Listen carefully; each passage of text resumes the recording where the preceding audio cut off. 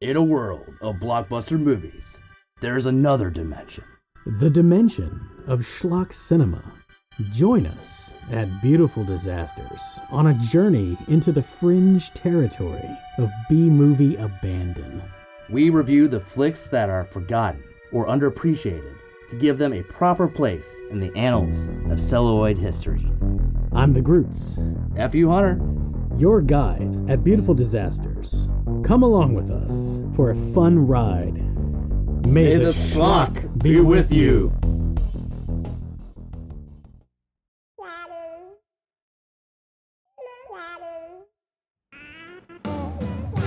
The views and opinions expressed on Geekfather are those of the panelists and not those of the Geeks Under the Influence Network, their affiliates, or sponsors.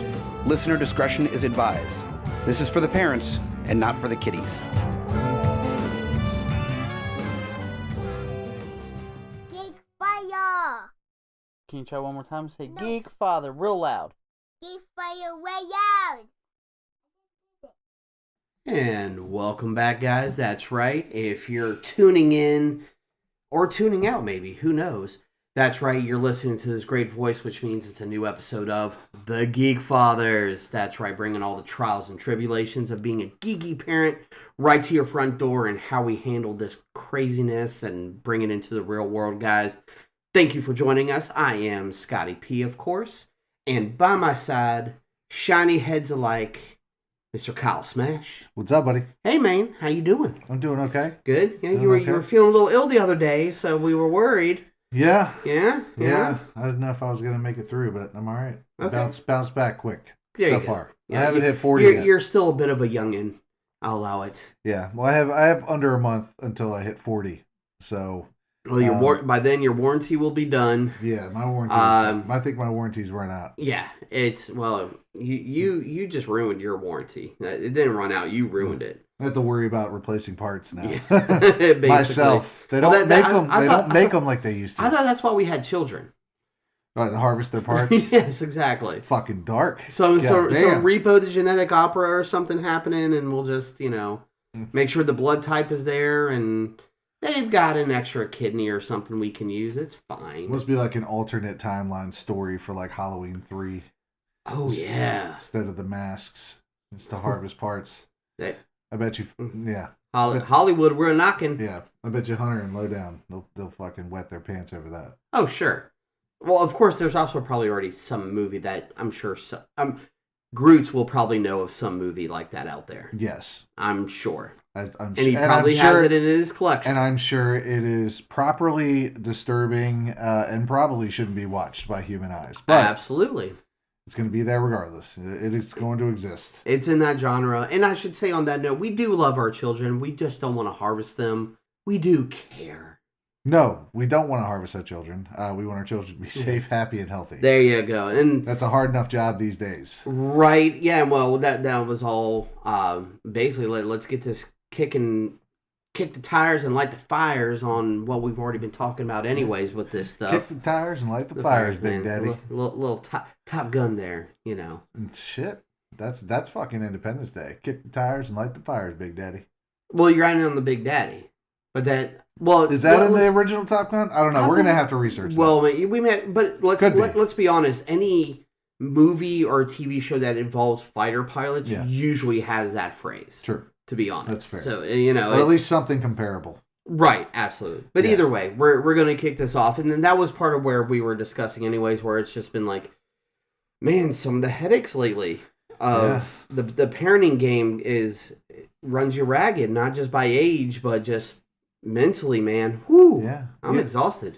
It is hard. It's obviously hard to be a parent, but yeah, there's some days that it's like it's like an emotional kick to the junk, and you're just like, I can't. If I take any more, I'm just gonna die. Like, Right. Not for real, obviously, but I'm just gonna like fall on my face and just like, I don't. At that point, I don't know. Space out, go somewhere else, go to a happy Lay in place. the fetal position on fetal the floor. position, go to a happy place. That's what something. it feels like. It does. It feels yeah. like you want to do that sometimes, and that's okay. I mean, I'm sure every parent out there Right. understands what it's Well- like to feel like something is wrong or something that you can't fix. That's the worst feeling. Yeah. Is something you feel like Absolutely. you can't fix. And I think that one of the biggest pressures for generations, as to say, fortunately, we're in a generation where where it's a little bit more known, a little bit more common to happen, where you don't have to be on. I mean, for safety in certain things, yes, but in general, you don't technically have to be on top of your game. As in, you don't always have the right answer. You don't always have the ability to do the right thing. Sometimes you're at a loss. Yeah. I mean, and that's, listen, that is the limits of us as human beings. We father, mother, brother, whatever position that you've taken within a family, right? Or whatever responsibilities you take on your shoulder as a parent or a guardian, somebody who's taking care of somebody else. Sure. There are days where you don't feel like, you failed. You just feel like, nothing that you're doing is making it better. Nothing everything you're trying, it's either a Band-Aid, for a much deeper wound. Sure. And you hope that you can protect your kids from the world and if only. And if only, and it's a pipe dream. It is, absolutely. That's hard. I mean, they fight with you. I mean, I'm sure your kids. My kid has fought with me even recently. Oh yeah. There's definitely been some recent, as I call, just meltdowns, or breakdowns, whatever it may be, of just like. And trust me, I by no means have been perfect myself handling this situation at times either. Where it's been like, hold on. Where you're basically like in a boxing match almost, not literally, but you're trying to tell your kid, go to your corner, take a breath, let me go to my corner, take a breath, and let's do this. But man, there are days where you either forget to do that, and or the kid is just like, no, you've got me hyped. I'm on my mission now of whatever reason I'm mad about, I'm going to just be mad, and everything else is going to make me even more mad. Yeah. It's natural human response. When you're up here, until you can bring yourself down, if something is continuously irritating, it's like a little like a wound or whatever. If you don't, I guess if it gets infected, yeah, and it could do some damage, and it feels pretty similar to that. But sure, yeah. I think the hard thing, I tell you, for me, especially having a daughter, and my daughter's, she'll always be my baby, but she is no longer a kid by any stretch of the imagination. She's she's a young person, starting to figure her way in the world, and try to figure it out. And now, it's the time, and it's hard now because, any tactics I thought I had, I could throw out the window. That's first and foremost. Sure. But I had to, as a parent, for me, I had to come to a realization to be a little more open and real. Oh, yes. And not just get on her and not fight with her and meet her at her level, but instead kind of already come in and stay down here so that I can help bring her down when she's up even there. The tactic I was trying to tweak last week, I've had to retweak twice, since then. It's like what we've said before about many things, but with parenting, I mean, the ebbs and flows of just like, how I was trying to parent like even 5 years ago, even 3 years ago is different than what I just had to be involved with like 2 weeks ago. Well, we're also dealing with the repercussions of a pandemic that still caused. True. Even if people don't really realize how much it caused and how much that was on the children's psyche. Absolutely. I've look it up and I do try to do research statistics. Excuse me. Yeah, you're the numbers guy of the show for sure. Especially when something when I'm curious about something, and a lot of that, like mental health. Especially children, especially post pandemic. Right. Try to find a figure on generally like the percentage of children currently talking to somebody, which is a positive thing. It's a positive thing to get help. As long as it's recognized and you can get them help. And I think everybody can. I think you just go. I mean, at this point, whether you're a kid or an adult, parent, otherwise. You should family unit, individually, probably go. Whatever. If you can't find that random person sitting on a park bench to just lay it all out on, and Forrest Gump their ass. Tell them your life story. I mean, and it's to that point where, and this is again not in any negative light, to where even if you feel like you don't need to, you know what? It doesn't hurt if you at least go at least at one time just to be like, as I say, have diarrhea of the mouth, where just everything comes out, and that person is not there to judge, do anything, but their sole purpose is to guide you in a positive way. Yeah. And, listen, speaking to that, just figure-wise, I was just reading in 2020, it says in 2022, or a 2022 survey of just 1,000 parents. Right. Parental, units around the country, essentially 71% of parents said that the pandemic had taken a toll on their child's mental health. And 69% said the pandemic was the worst thing to happen to their kid. Which is, when you look at, that, but when you look at that, I know it's only a certain, it's only 1,000 parents, so it's a small sliver, but that can really give you I think that can give you some insight on the larger populace and how that really reflect on, like, even though it's a limited, what some of these surveys I'll say in general that I have seen, and the little bit of reading that I've done, I say that like, and it sounds really bad when I say it out loud. I read as much as I can. You're just better at doing the research than I am. What?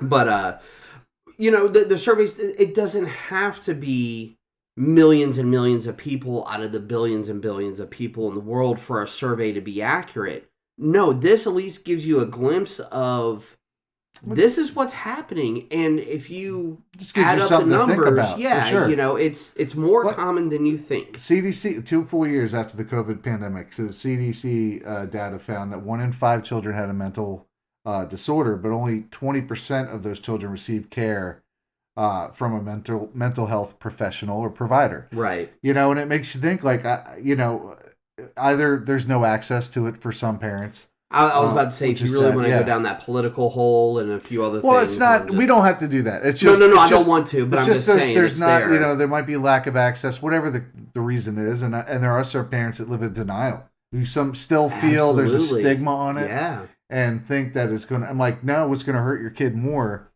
is if they do something really bad, or they act out really bad, or even they hurt themselves, or they hurt somebody else. Yeah. Or whatever the case is, whatever how extreme or not extreme it may be, whatever on that spectrum it is, shouldn't stop you, because they'll be better for it. They will. Yeah. They will. I mean, I had a rough childhood. My mom made sure that I talked to somebody, and it helped. Gave me coping mechanism to help me through my teen years, and those were no easy feat either. So no, I mean, teenage years in general.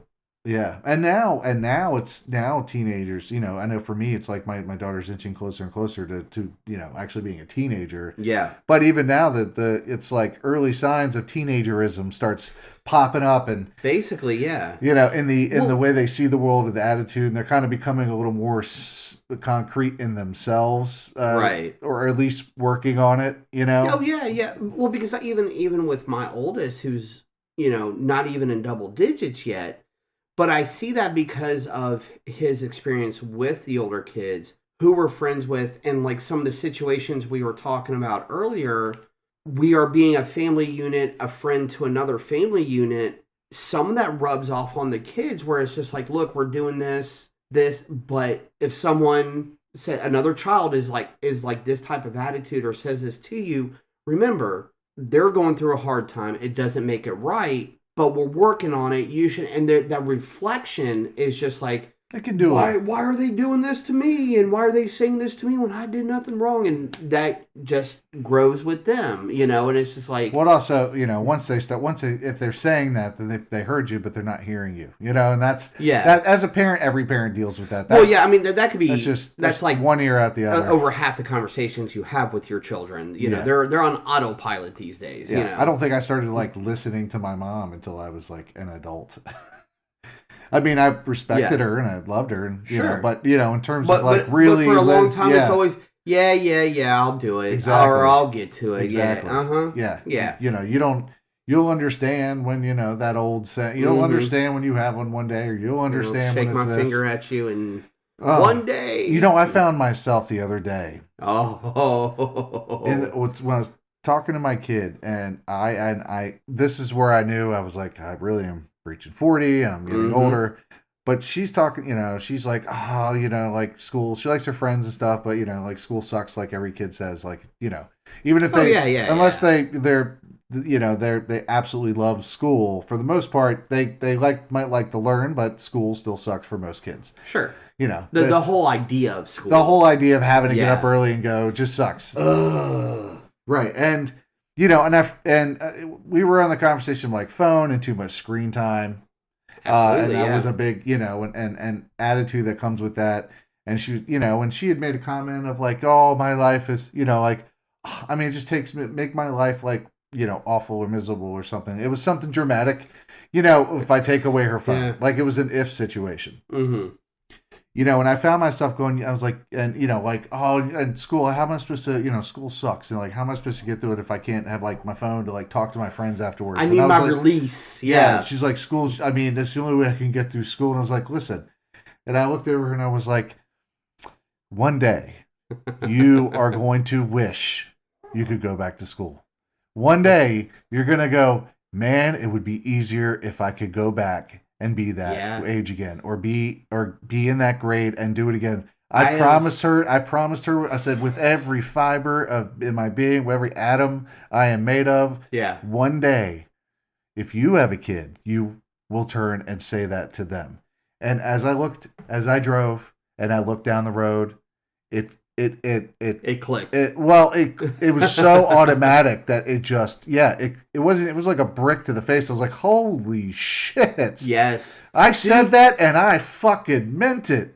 I've said it to myself. The cliche phrases I have caught myself saying at times of just being like, anywhere from when your mom gets home to, all sorts of stuff, man. And again, it hits you like a ton of bricks because you're like, I mean, some of the cliche phrases are needed, but there's such a huge chunk of them. You're like, I'm never going to say something that cheeseball to my kid. Blah, blah, blah. Yeah. Oh, my God, I just fucking said it. I'm my parents. Yeah. Yeah. I'm the part that I thought was just so fucking annoying at that time. My parents and those before us have officially passed on the words of great parenting wisdom of cliches. I mean... generation to generation, that's how they survive. Yeah.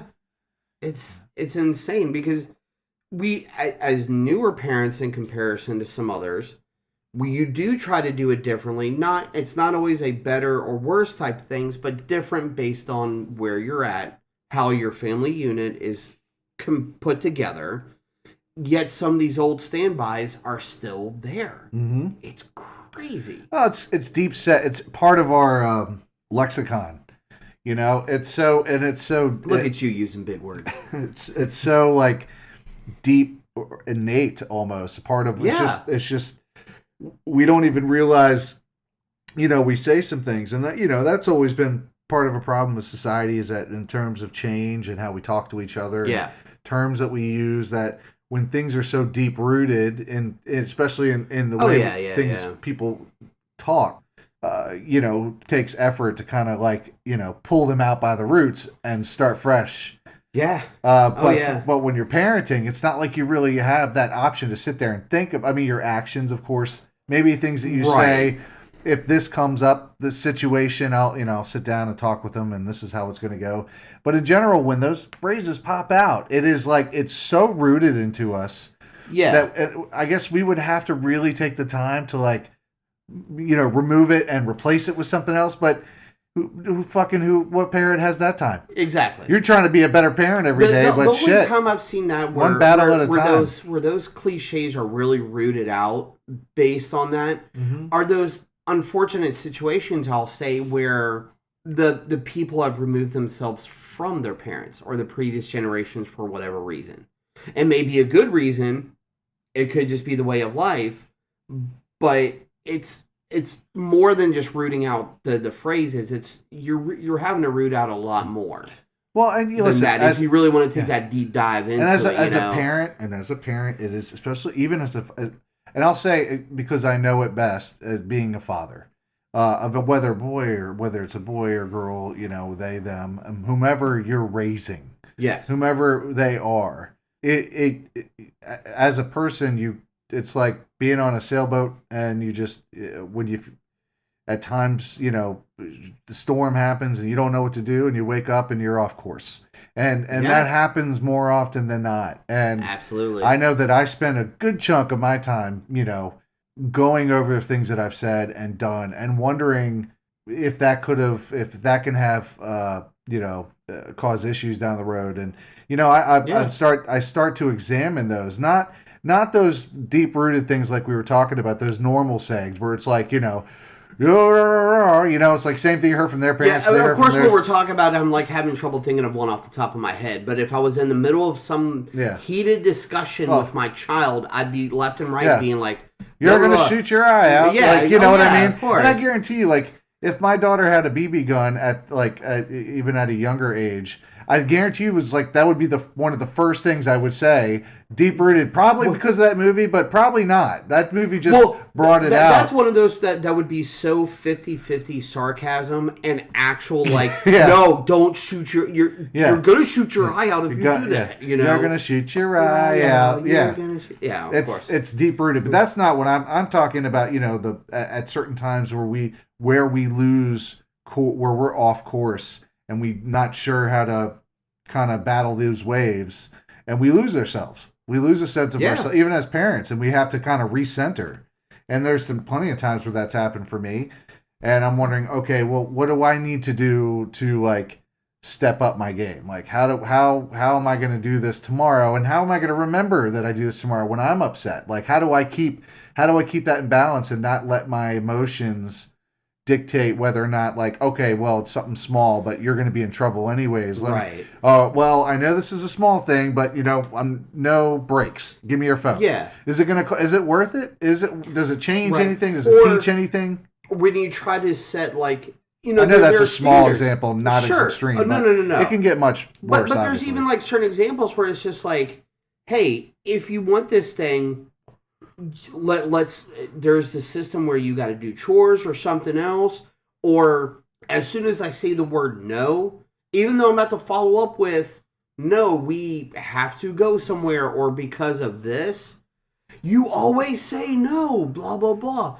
And probably one of my most cliche recently is, because of your attitude, I am gonna say no, or that type of thing, where it's just man, I'm pointing fingers, but at the same time, it's what do you do when you're just trying to explain yourself? Here's one that I often say to my kid, especially when they're right near the fridge and sitting down at the island, and I'm in here somewhere, in the living room. Yeah, and I hear, can you get me? And the first thing that pops out of my head is you have legs? Are your feet broken? Are your legs broken? Yep. Yeah. Oh yes. You're and it's and either one's they pop right out. I don't even think about it. Oh, yes. You have legs. I could be doing anything at that time. I could be trying to fucking split an atom, and it would just pop out. You got legs. Your legs broken? It's great. I love being a parent. I do. Absolutely. It's the best. I wouldn't change it for anything. Honestly, it's the family. It'd be like Vin Diesel here, it's all about family. It's all about family. It is. It is. The best thing I'm ever going to do in this world. We just cook better food than Olive Garden. Yeah. That's okay. Well, I don't know about the breadsticks. Ooh, okay, fair. Yeah. Fair. I'll give you the breadsticks. Yeah. That's fine. And maybe the gnocchi. The gnocchi. Oh, I haven't eaten at an Olive Garden. No. No? No, not even for the breadsticks, no. It's so funny. Side story. It makes me think of it's a funny memory where my mom would bring my kid, bring my daughter to Olive Garden all the time, and because she loved it. Now the funny thing is that later on, I'm talking to Laura, and I was like, oh, we could go to Olive Garden, and it'll be in memory of Nona.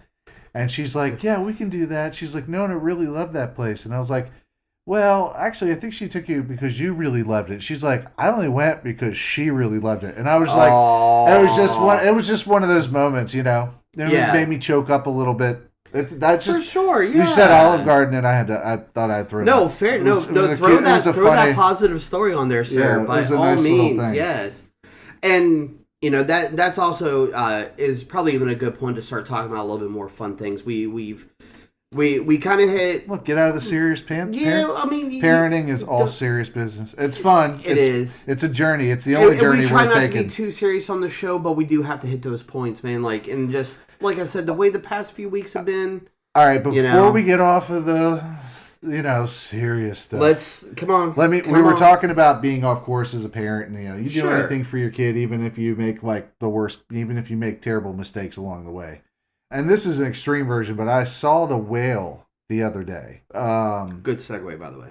Thank you. Yeah. I saw The Whale the other, which, by the way, Brendan Fraser got nominated for Best Actor, he I haven't even seen the movie, but I know he deserves it. He absolutely should. Yes. And it can be hard. It's hard to watch. Sure. And it is beautifully acted. You do often wonder why somebody would allow themselves or put themselves through this, or even maybe allow themselves to die. Right. Knowing they have a child that, they're trying to, reconnect with. Right. That's a hard thing to wrap your head around, and that's a topic for another day, because I could go 2 full episodes on that. But I will say, if you haven't seen it, go watch it. Don't watch it with your kids. I was almost going to take mine, and I'm really glad I didn't. The opening scene alone, I mean, not necessarily the entire movie, but it is not something that there's enough there where it's just like, it's a heavy movie. Yeah, and that's something we'll have to create an episode on just comparing when to take your kids to certain things and how to find out. I do want to throw some love, even though, all right, I'm going to admit this. Go back to your original thought before or did you already lose it? No, I didn't lose it. Okay, that was part of what. Okay. Well, my original thought was that The Whale. It made me think about that, because that whole movie is based on the guy he went the wrong course. Right. Oh yeah. And I'll give you a quick overview, and this is sort of a spoiler alert. So if you want to know, I'll tell you. I'm going to watch it either way, so you are more than welcome to say something. The brief version is just essentially that he had a wife and a daughter. The daughter turns out is as grown up as Sadie Sink, played by Sadie Sink. That he left his wife because he fell in love with one of his grad students, right? Who was a man. Mm-hmm. So he was in that relationship with them. And this I know so far. Right. And their love was very deep. Like, they very much, they were so entwined. And I won't go. There's reasons why that the man he loves, the person he loves, dies, and because of that, it broke him. Right. And he began to excessively overeat in order to to deal with that grief, which became an addiction, and so on and so forth. But the main point is you get to, after all that, you kind of get to a point in the life of the character after all that where it's kind of getting down to the last few days or week of his life, and knowing that he refuses to get help. Because in his mind, the only thing he can give his daughter is a chance at a normal life, by setting her up. And so he doesn't want to spend his money going to hospitals and spending it all. He just puts it all away for her, sort of thing. Right. And that for him, that's the only thing he can do. Yeah. He can't. He's fucked up enough. And that's a hard. The extreme events in that movie where it was hard to watch, but the underlying thing as a parent, that really struck to me, is where, you feel like sometimes all right, maybe I'm not doing a good enough job, or I'm not doing this. Yeah. All right, well, I've got her set up for college. If that's all I can give her is whatever I have. You put the limit on yourself. Yeah. You put that. Yeah. You put it on yourself.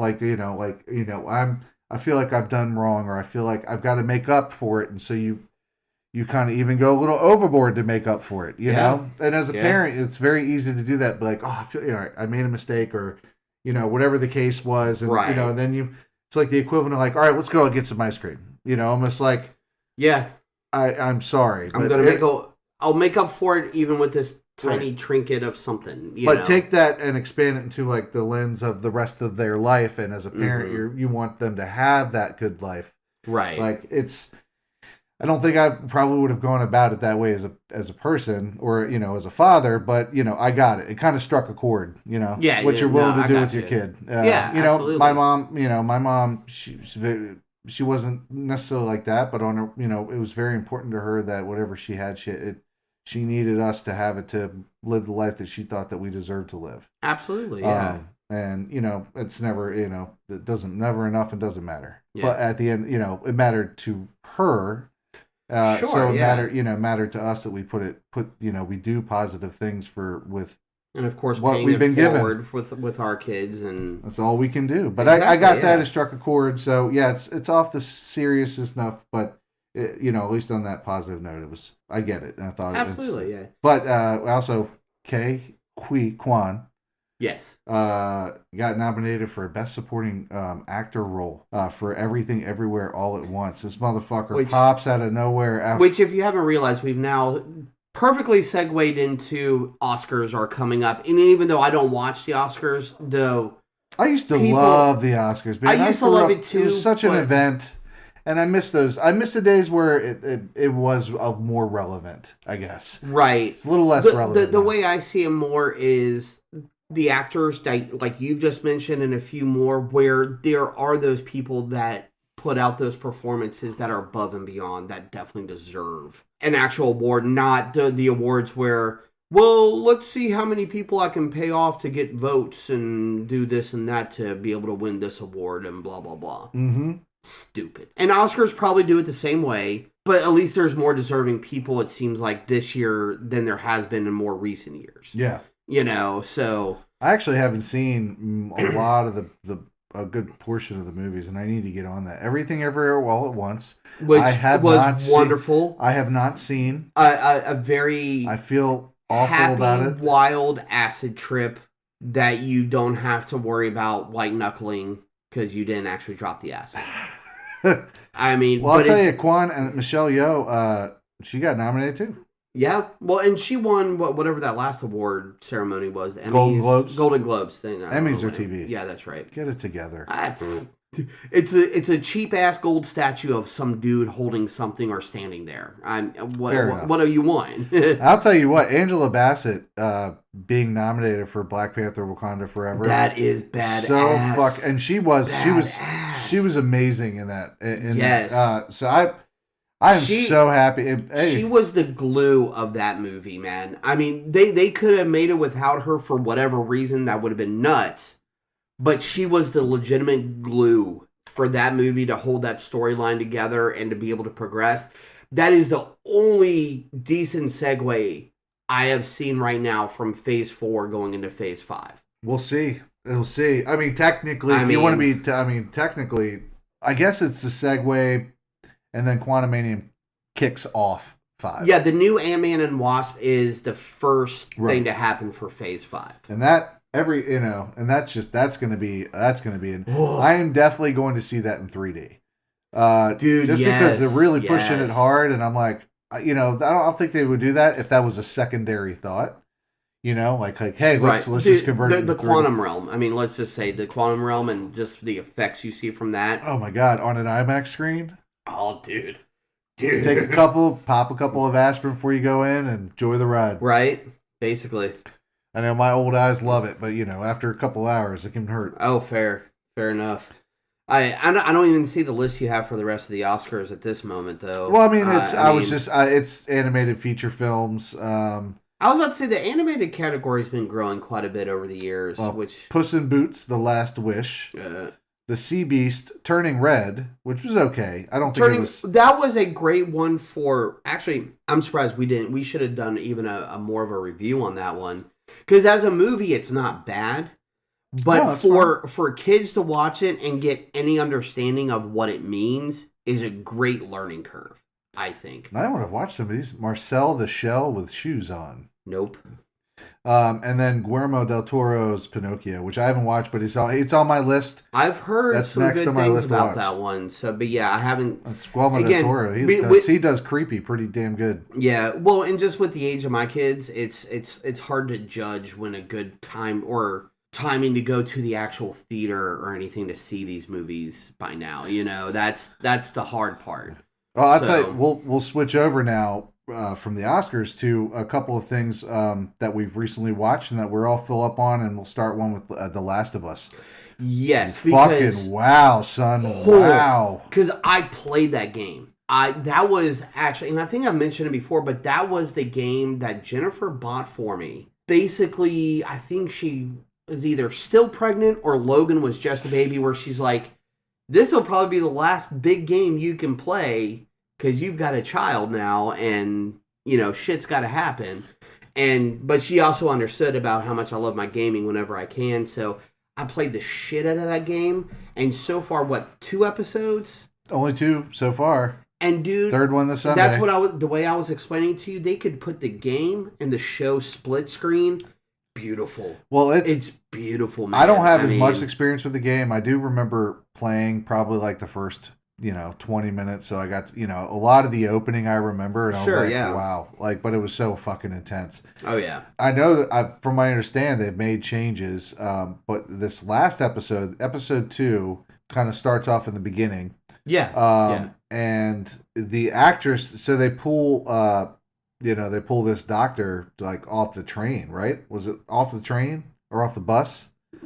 Oh, no. She was just eating lunch at a restaurant. Oh, that's right. Yes. Yeah. She's sitting at, and I had her, Christine, Hakeem's, rather, her, I think it's, Ratna Pratiwi. Dude, I can tell you faces, not names. No, I'm saying Rata Pratiwi, and I'm sure I apologize, I'm destroying that name. She plays Christine Hakeem, who's that doctor in the beginning of episode 2, at the start of it all. Right. I'll tell you what, those 2 cold openings were freaky as fuck, but hers with right. the acting was so good and so subtle.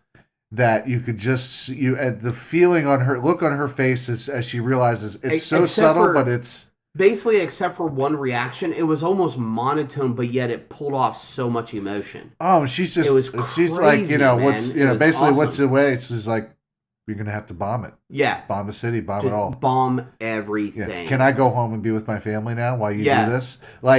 That's it.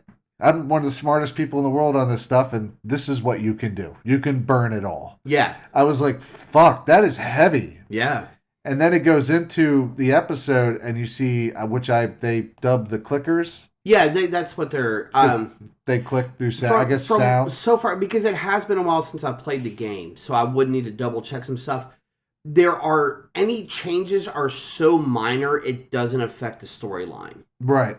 Is basically what it is. And obviously, you're just like what we've talked about with The Walking Dead and a bunch of other stuff.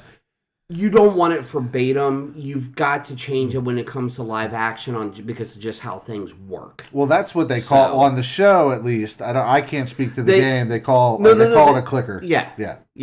And actually, it's all the reference, all the names and things, and the varieties of zombies are all the exact same in the game than they are that's going to be in this show. That's pretty awesome. Yeah. He plays, actually, the guy that plays him plays in a lot of shit. Pedro Pascal? No, Philip Kovitz, director. He makes a bunch of yeah. Uncharted. I was about to be like, you know who the hell Pedro Pascal is, man. Oh, of course I know who Pedro Pascal is. I was talking, this is just yes, he plays in a lot of shit as well. Yeah, plays the male clicker. Yeah, Pedro Pascal he's fucking killing it, dude. But I'm so excited I just wanted to do a quick, we could do a deep dive, but if you played the game, then you know more or less what to expect, but it's beautifully shot, beautifully acted, and not really children friendly, shall we say? Fucking no. I'm not even sure it's adult friendly. It's borderline, man. It's scary. It's scarier than I always thought it could probably zombie infection couldn't get well. I would say, I don't know. I mean, being eaten alive and then turning into the same thing versus I guess being kissed gently. Yeah. By a bunch of things going into your throat and infecting you. And that's the whole thing. Stems this is not just a bite that changes you either. There are a variety of ways you can either be changed, or like they actually say in that second episode, they will still tear you apart. It's very World War Z in terms of Right. how the infection is like basically a giant. It's an organism, like it's a beehive situation. Oh yes, yeah. There you go. Good. You know call. what I mean? Yeah. A Borg situation, if you will. Hey, nice Yeah. reference. Nice. Love There you the go. Borg. But I would say, yeah, definitely. If you haven't watched it, watch it because it's absolutely amazing. Yeah, even if you've never played the game, it's still a great watch at this point. So, And a quick critique on that '90s show. dude, I was actually pleasantly surprised with that. I was gonna totally go into that being like, all right, because you know they totally tried the '80s show, Yeah. which bombed, and It was awful. It was god awful. It was horrid. But and I will say they pulled out all the right cards by having basically the majority of the original cast pop in at least at one point or another. Sure. Smart move because you're That's always good. That brings people to watch Yeah. one episode, so that hopefully they go to 2 and 3. and Well, 4 and 5. but they built their own story about what happens and why they end up where they are and stuff. And it was still an original story, Yeah. but it was a great layover from the original show. yeah, well, Especially for how the original show ended too. The last couple seasons on that '70s show yeah. was Well, I would say the dismal, last really. couple. The last season was. Oh. Season 7 was good.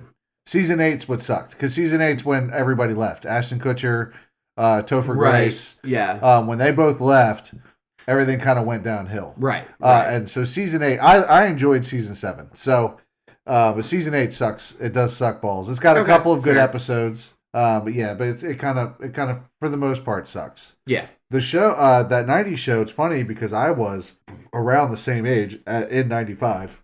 So when I watched that, I was, of course, a little bit older. you were a but- little bit older. Yeah. But I was around the same age, give or take a couple of years. So I was Mhm. like, it was totally, it was to have your friends over to watch a movie. I was remember. a big deal, man. I remember trying to, we moved and I was trying to befriend kids, a couple kids in the neighborhood. Yeah. And it was like, well, we'll do a sleepover, come over, I'll go rent some movies, it'll be Yeah. fucking great. We'll do Yes. all nighter, whatever, that sort of thing. And I went to the movie store, and movie time, and I fucking spent, forever Dude, in there. that was your allowance, whatever you were like, and you took forever And of course- in there because you had to find just the right movie. Yeah. And hopefully What- if it wasn't there, you could like wait long enough to see if somebody returns it. Oh So yeah, you can get it. That who was it? There was some comedian that talked recently that I saw a clip of where he talked about that, where he was just like, remember you go to Blockbuster and you're looking for just the right movie and you stand there for 3 hours because they said it was gone, because you had to go check every single one on the wall. Right. And dude, Everybody been there, done that. Everybody that came in and dropped a movie in the You're slot, looking you're at like, it. was that it? was that it? Is that it? I remember Yeah. doing that for many. I would spend my entire day at Blockbuster. They loved me there. I didn't never cause no shit. Oh yeah, But yeah. I just loved the movie, so I would hang around there. And if there was something I wanted, I remember one specific time, and my mom was getting so pissed, but she was just like, "Fine, I'll drop you off, and then I'll just come back and get you in 30 minutes. If you don't have it, you don't have it." That sort of thing. And Fair. lucky it popped in. I remember the movie. It was Powder. Oh wow. Yeah, I was Okay. dying to see. I was like waiting. I was like, waiting, Yeah, waiting, yeah. waiting, and I finally got my hands on it. And I was like, this movie's awesome. It is actually. I watched it recently. It's a weird, really good movie. Fair. I was about to say it's been a while, but from what I love that movie, and from what I remember, it would still hold up pretty good. It held up. Yeah. Very well done. It's really, really well done, actually. Okay. Okay. Which you don't realize until you can watch it. However many years later. Sure. Yeah. Yeah, that was a great one. Well, it's one of those where you also don't think about it. That's not the first movie that pops in your head of going, let me show you this killer movie I know of. No matter how old you are. Well, and that So- 90s show that has, it has like the movie store, and she's going in there and she's picking out the perfect movie. And what did they come up with? Clerks. I was like, I actually sat there and went, anyone Yes. watching this in my crew right now fucking is just going, yes, son. Yeah. Well, the whole point of where, because the Because main it came out character- a year before the timeline of the show is 95, No, it so works. it's fresh. It Yes, works perfectly. Yes. Yes, and the whole fact of where, because she's never seen it, but she's like, oh, this will be a popular enough movie, and she's like, oh yeah, Silent Bob, he's cute, blah blah blah blah. I'm like, yeah, get it, Kev, I was get like, it. this is great. Yeah, so I mean, quintessential early '90s. Quirk's definitely one of them. Absolutely, man. No. That was it's part of the zeitgeist, that's for sure.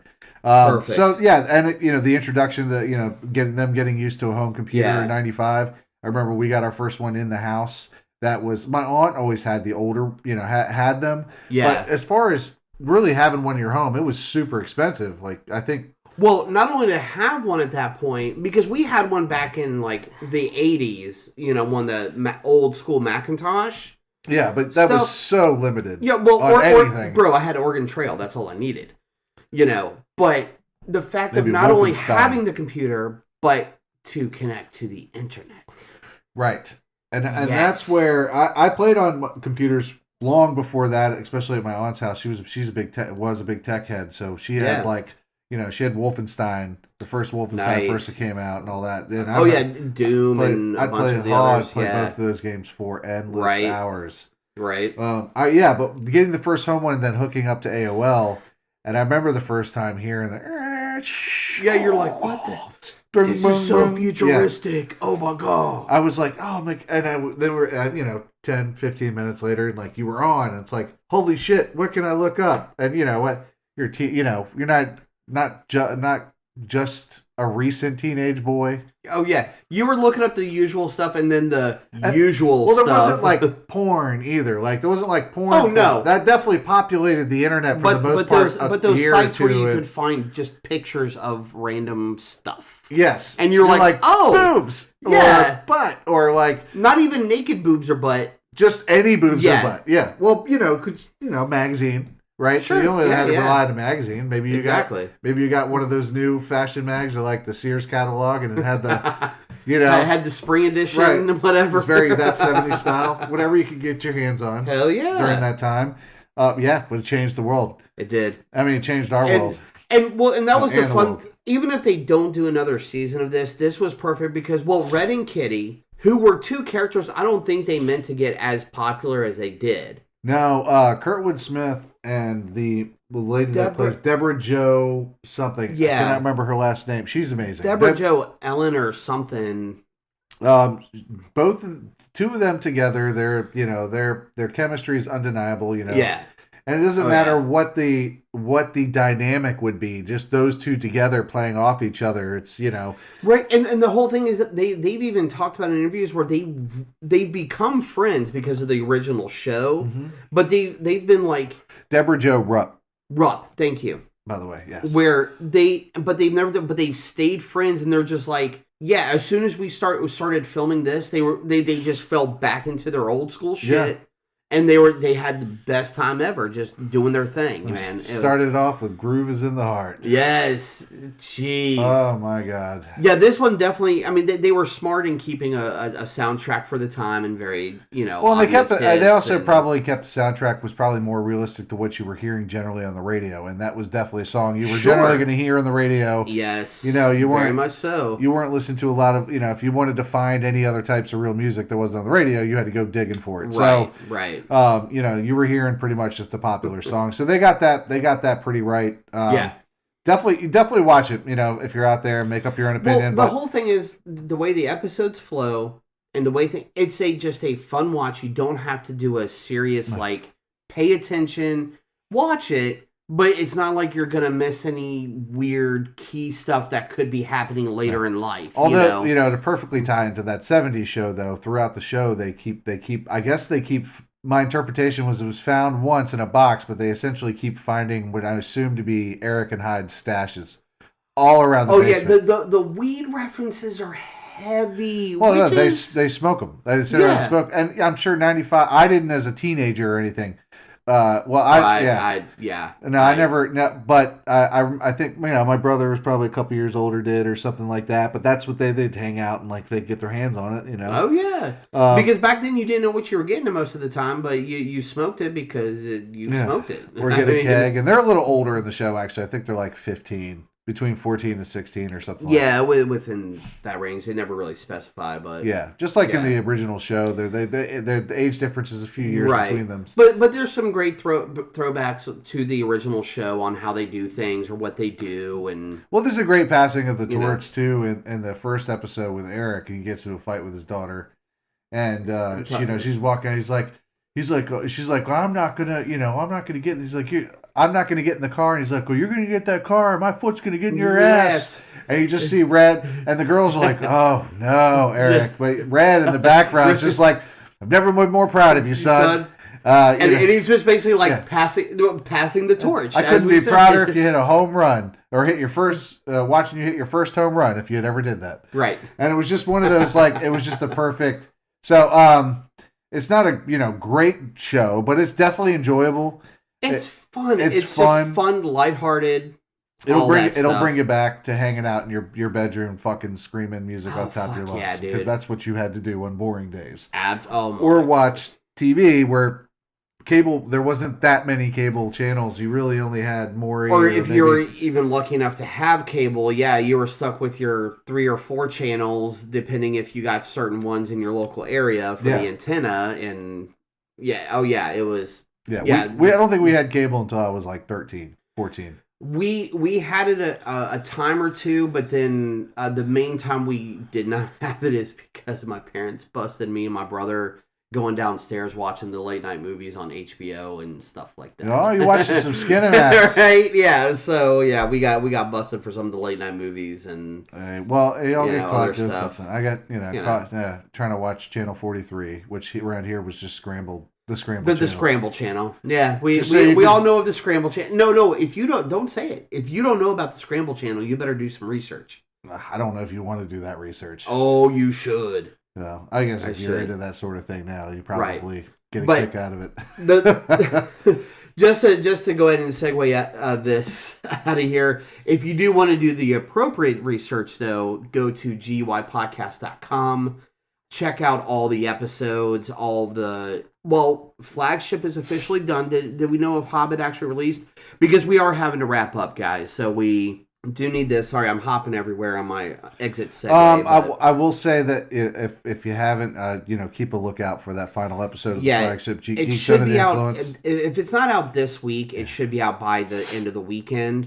But Flagship officially ended. The last episode was done with. You were included on that episode as well for that. So, but of course, when you're on GUIPodcast.com, all the episodes are there. All the old episodes are still there, along with We're Still Kicking, From the Mouths of Madness, Beautiful Disasters. All of us still have new stuff coming. And if you need the new stuff, of course, click on the link there to our friends at TeePublic for all the shirts and the mugs and the wonderful stuff. Because nothing would make me happier if you buy that from the TeePublic store, listen to some episodes, and then fingers crossed, you guys will hopefully be seeing us live in March for Richmond GalaxyCon. Mm-hmm. The plan is that we should be having our panel back this year after we'll say the mishap last year, whatever, blah, blah, blah. Not going to get into that.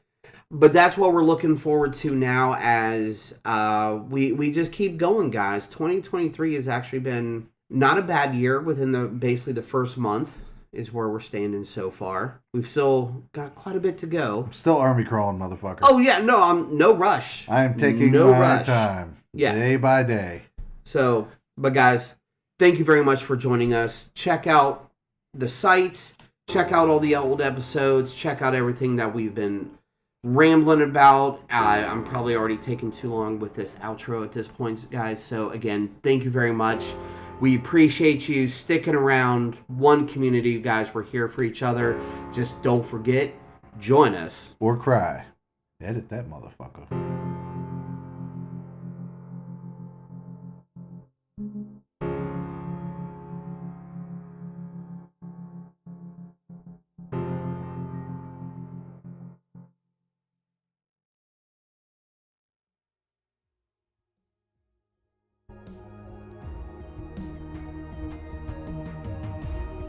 Coming straight from the mouths of madness, I'm Lowdown. I'm Ep.131. Do you love horror? We fucking do. So this is a podcast dedicated to all things in cinematic horror. We're talking movies, television, composers, special effects artists. We're gonna fucking cover it. So if you love horror, embrace the madness.